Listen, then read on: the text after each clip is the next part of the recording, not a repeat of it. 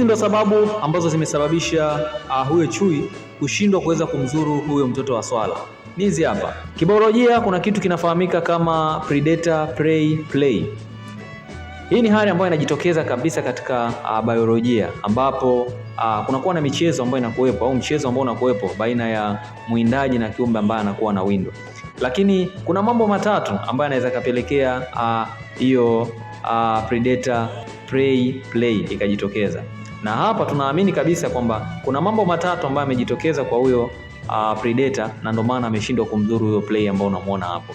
Jambo la kwanza, kuna kitu kinaitwa prey behavior. Prey behavior hii ni tabia ya a certain predator au most of the predator kuwa wana michezo fulani au wanacheza.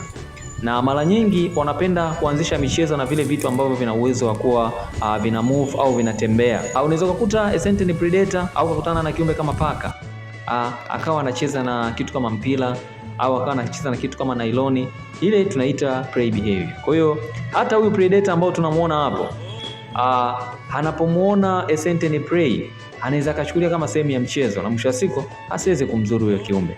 Lakini pia kuna jambo la pili ambalo lenyewe linafahamika kwa jina la displaced instinct.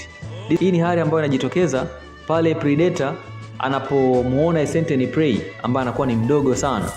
Huwa prey akiwa ni mdogo sana huwa harufu fulani. Sasa ile harufu anapoipata huwa anahisi kama ni mtoto wake. Kwa hiyo anashindwa kumzuru. Kwa hiyo, lakini pia kuna kitu kinafahamika kama prey refusal.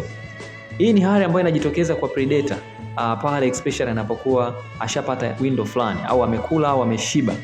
Na mara nyingi anakuwa ajishughulishi sana kwenye mawindo. Sasa anapokutana na kiumbe kama huyo, mwisho wa siku anakuwa hawezi kumzuru na mwisho wa siku anaweza kukuta anacheza naye tu ile kiumbe. Lakini kwa kiumbe huyo kuna mazingira ambapo labda atakuwa na njaa ya muda mrefu. Mambo yote matatu ambayo tumeyazungumzia anaweza asiyafanye na akaweza kumzuru kiumbe wowote. Hebu niambie, wewe unafikiri ni viumbe wote wana uwezo wa kufanya hivyo? Kiumbe kama mbwa mwitu pia anaweza akafanya kitu kama hiko? Hebu niandikie hapo chini uniambie, je, inawezekana?